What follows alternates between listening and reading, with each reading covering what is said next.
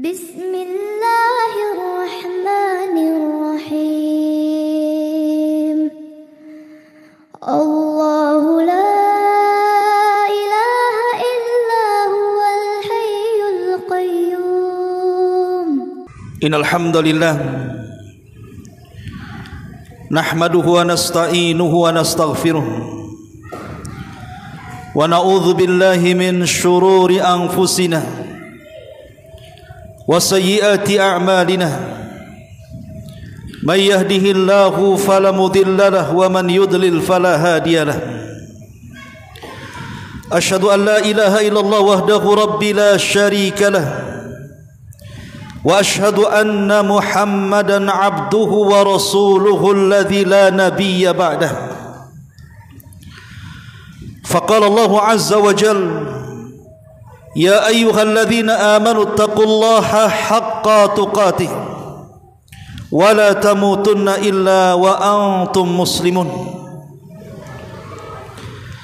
Amma ba'du fa inna asdaqal hadithi kitabullah wa khairal huda huda Muhammadin sallallahu alaihi wasallam wa syarrul umuri muhdatsatuha wa kullu muhdatsatin bid'ah wa kullu bid'atin dhalalah wa kullu dhalalatin finnar. Ajaranillah wa iyyakum minal bid'ah wadh dhalalati wan nar. Ma'asyiral muslimin, usikum wa nafsi bitaqwallah.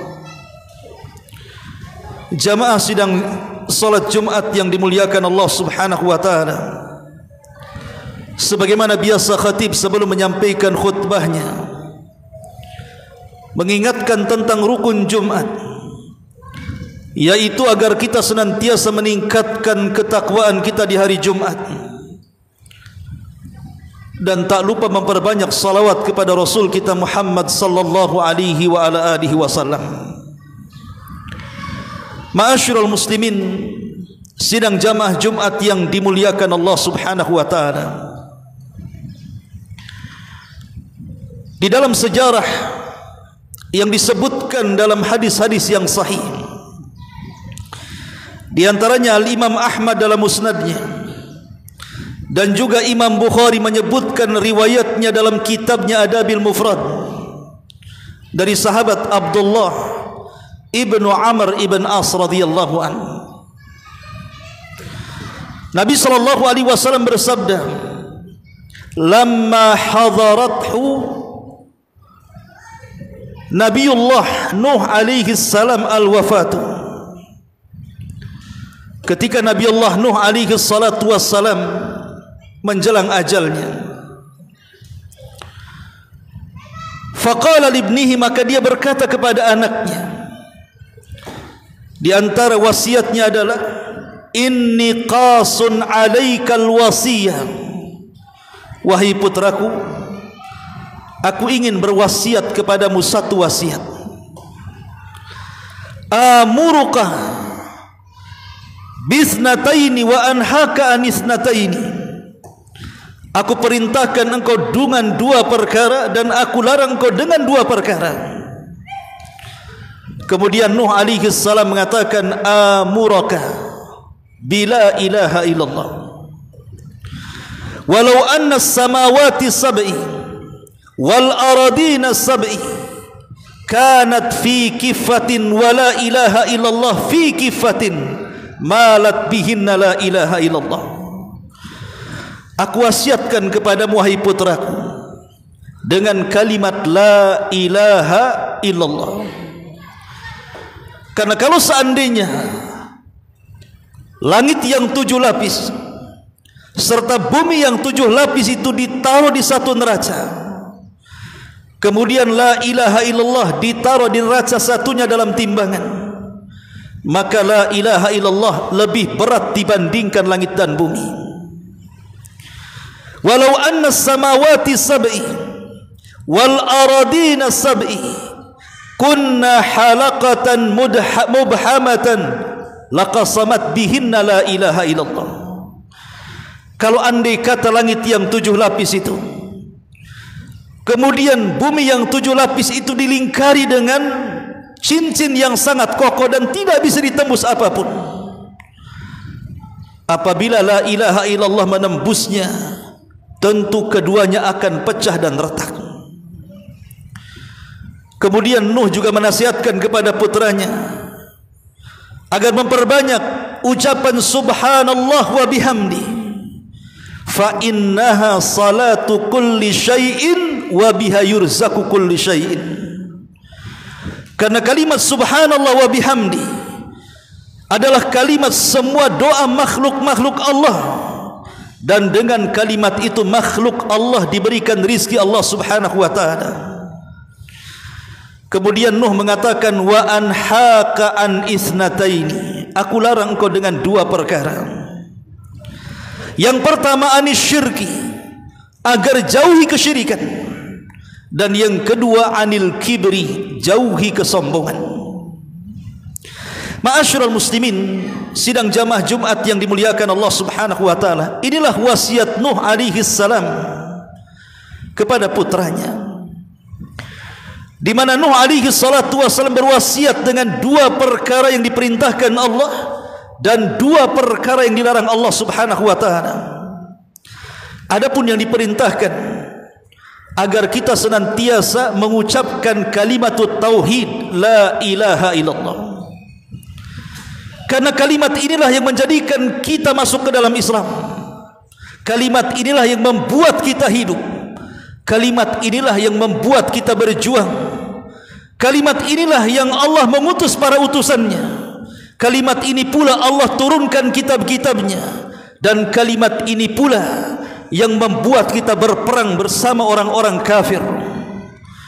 Dan siapa yang mengakhiri hidupnya dengan kalimat ini, kata Nabi SAW, man kana akhiru kalamihi la ilaha illallah dakhalal jannah.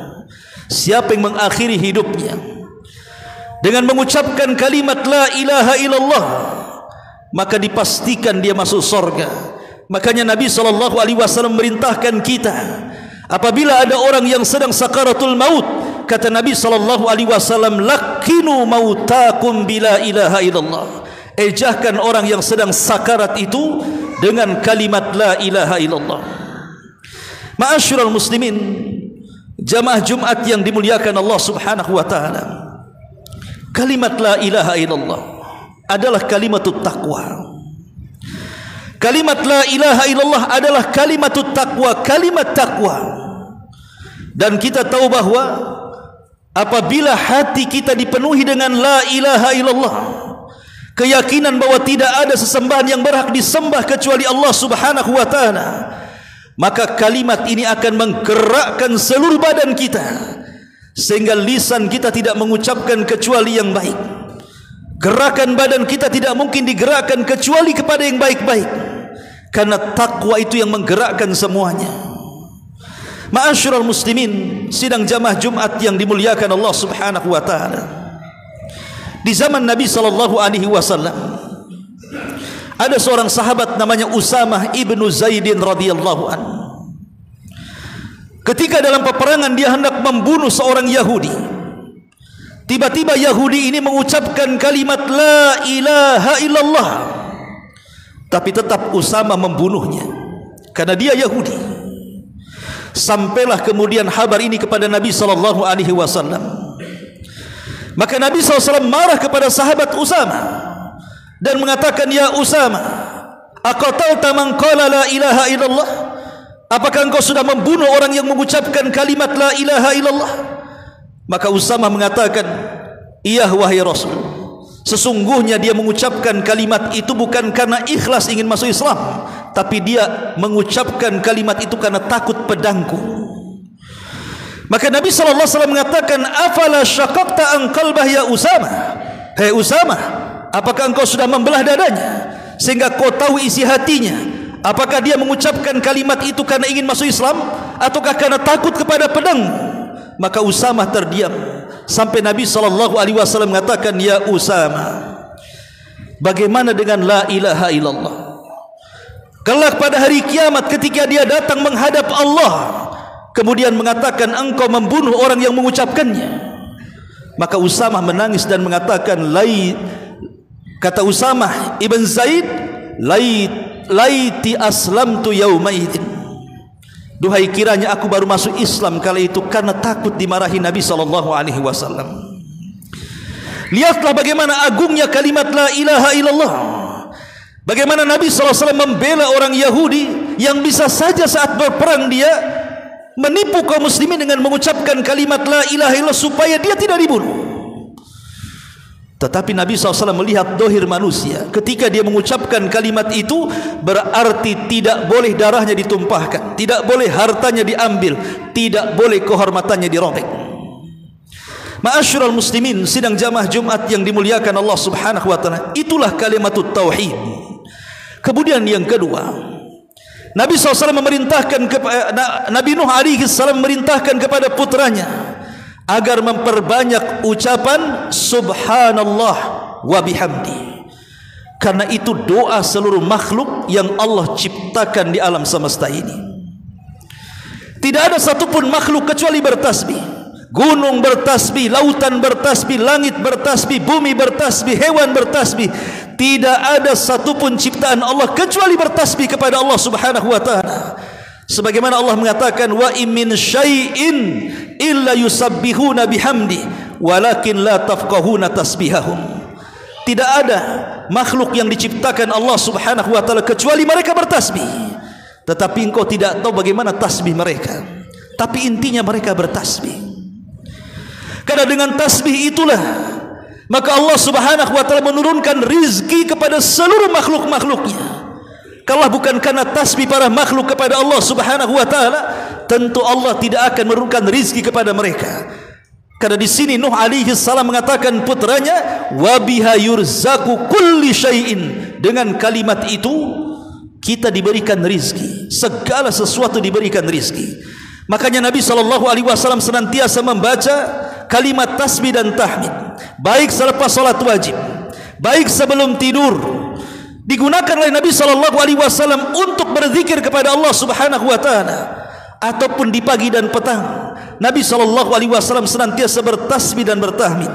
Kata Nabi SAW, kalimatani khafifatani ala lisani thaqilatani fil mizani habibatani ala rahmani subhanallah wa bihamdihi subhanallahil azim. Ada dua kalimat kata Rasul yang ringan diucapkan lisan tapi memberatkan timbangan di hadapan Allah. Dicintai Ar-Rahman, dicintai Allah Subhanahu wa taala. Dan kalimat itu adalah kalimat subhanallah wa bihamdi subhanallahil azim. Maka jangan pernah berat lisan kita untuk mengucapkan kalimat subhanallah wa bihamdi subhanallahil azim, karena dua kalimat ini adalah ringan di lisan tapi berat dalam timbangan dan dicintai Ar-Rahman. Inilah dua perintah Nuh, wasiat Nuh kepada putranya. Kemudian Nuh alaihi salatu wassalam mewasiatkan kepada putranya dengan dua larangan. Yang pertama kata Nuh alaihi salatu wassalam, wa anhaka an isnataini anis syirki wa anil kibri. Dan aku larang kepadamu wahai putraku, jangan sekali-kali melakukan kesyirikan, dan jangan sekali-kali engkau sombong di hadapan manusia. Ma'asyiral muslimin yang dimuliakan Allah Subhanahu wa taala, tidak ada satupun para nabi yang diutus oleh Allah Subhanahu wa taala sejak Adam alaihi salatu wasalam sampai nabi dan rasul yang terakhir Nabi kita Muhammad sallallahu alaihi wasallam, kecuali memperingatkan umatnya agar jangan melakukan kesyirikan. Allah Subhanahu wa taala berfirman, wa laqad ba'atsna fi kulli ummatin rasulan an i'budullah wajtanibut taghut. Dan sungguh kami utus pada tiap-tiap umat ini seorang rasul, di mana tugas rasul ini menyerukan kepada umatnya, sembahlah Allah alias tauhidkan Allah, dan jauhi sesembahan selain daripada Allah alias kesyirikan. Itu yang disebut dengan tauhid. Jadi tidak ada satupun nabi kecuali memperingatkan umatnya dari bahaya kesyirikan. Karena orang kalau sudah terjerumus kepada kesyirikan, maka tidak akan diampuni dosa-dosanya kecuali kalau dia bertobat sebelum kematiannya. Innallaha la yaghfiru an yushraka bihi wa yaghfiru ma duna dzalika liman yasha. Allah tidak akan mengampuni dosa kesyirikan dan Allah hanya mengampuni dosa selain itu. Bahkan Nabi SAW mengatakan, kalau seandainya hamba Allah itu berjumpa dengan Allah Subhanahu wa taala dan dia membawa segudang dosa, asal dia tidak menyekutukan Allah Subhanahu wa taala, maka Allah Subhanahu wa taala akan datang dengan segudang ampunan. Maknanya kalau dia datang menghadap Allah walaupun amalannya segudang, tapi kalau dia menyekutukan Allah, maka amalan itu percuma. La in asyrakta la yahbatanna amaluka wa la takunanna minal khasirin. Kalau engkau melakukan kesyirikan ya Muhammad, hancur lebur amalanmu dan engkau termasuk orang yang rugi.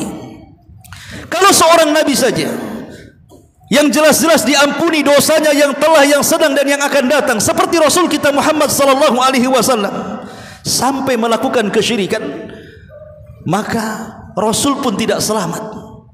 Karena Allah mengatakan, kalau engkau wahai Muhammad melakukan kesyirikan, maka hancur lebur amalanmu dan engkau termasuk orang-orang yang merugi. Dan kesyirikan hari ini luar biasa, mulai daripada syirik kecil sampai syirkul akbar, menyebar di masyarakat kaum muslimin. Berjamurnya dukun-dukun, paranormal, bomo-bomo dan yang semacamnya. Kemudian orang yang percaya dengan tangkal-tangkal dan jimat. Kemudian orang-orang yang mengaku sok tahu yang gaib. Kemudian orang-orang yang percaya dengan khurafat. Kemudian orang-orang yang meminta ke kuburan, meminta ke tempat-tempat keramat. Di era modern ini, rupanya mereka masih ada juga yang datang-datang ke tempat-tempat yang di situ tidak mendatangkan manfaat ataupun mencegah madarat. Ma'asyiral muslimin yang dimuliakan Allah Subhanahu wa taala, maka jauhi kesyirikan.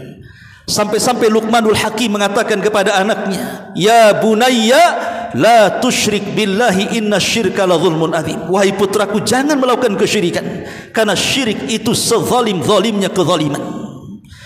Dan yang terakhir, Nuh mewasiatkan anaknya, anil kibri, jauhi kesombongan. Ketika sahabat datang kepada Nabi sallallahu alaihi wasallam dan mengatakan, ya Rasulullah, inna syirka qad arafna. Rasul, syirik kami sudah tahu. Lalu apa itu sombong? Apa itu al-kibr? Apa itu sombong wahai Rasul? Apakah kalau seseorang memakai pakaian yang indah itu disebut sombong? Kata Rasul, la, tidak. Apakah kalau orang kemudian memakai sandal yang bagus itu dikatakan sombong? Kata Rasul, tidak, karena sombong bukan di kaki dan di badan. Apakah kalau orang memiliki kendaraan yang bagus, yang mewah, yang megah itu sombong? Kata Rasul, tidak. Apakah kalau orang memiliki kawan, yang kawan ini mungkin bisa kita banggakan, itu sombong? Kata Rasul, tidak. Kemudian sahabat mengatakan, kalau begitu apa itu sombong wahai Rasul? Maka Rasul mengatakan, sombong adalah safahul haq wa ghamdun nas. Sombong itu ketika orang menolak kebenaran dan merendahkan orang lain. Itulah sombong. Di zaman Nabi SAW ada orang yang makan dengan tangan kiri. Kemudian Nabi SAW menasihati, kul biyaminik, makan kau dengan tangan kananmu. Belum dicoba dia mengatakan, mastata'tu ya Rasul, aku tidak bisa. Belum dicoba dia sudah mengatakan aku tidak bisa. Maka Rasulullah SAW mengatakan, mastata'ta abada, kalau begitu engkau tidak bisa mengangkat kedua tanganmu selamanya, karena engkau mengatakan seperti itu tidak lain karena kesombongan. Akhirnya orang ini tidak bisa mengangkat kedua tangannya. Allah setrukkan kedua tangannya karena dia menolak nasihat Rasul. Kata Rasul, makan dengan tangan kananmu, dia mengatakan tidak bisa, padahal belum dicoba. Itulah kesombongan. Itulah kesombongan ketika kita memberikan nasihat, ini Al-Quran, ini sunnah Rasul, dia mengatakan aku tidak terima. Ma'asyiral muslimin yang dimuliakan Allah Azza wa Jalla. Ataupun kata Rasul, wa ghamdun nas, merendahkan orang lain. Itulah sombong. Merasa dia pejabat kemudian merendahkan bawahannya. Merasa dia pemimpin kemudian merendahkan rakyatnya. Merasa dia kiai, dia ustaz, dia tuan guru, dia bisa merendahkan jamaahnya. Na'udzubillah.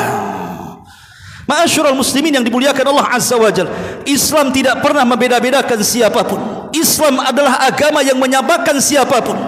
Islam hanya membedakan seseorang itu hanya dari ketakwaannya kepada Allah Subhanahu wa taala.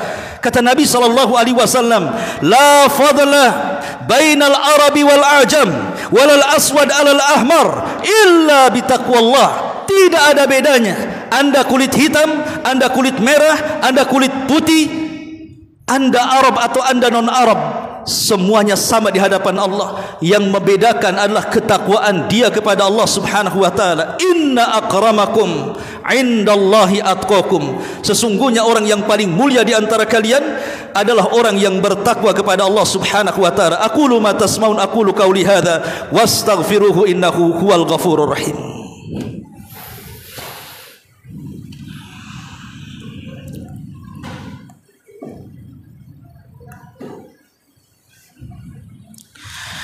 Bihamdillahi wassalatu wassalamu ala rasulillah wa ala alihi wa sahbihi wa mawalah wa la hawla wa la quwata illa billahi wa ba'du.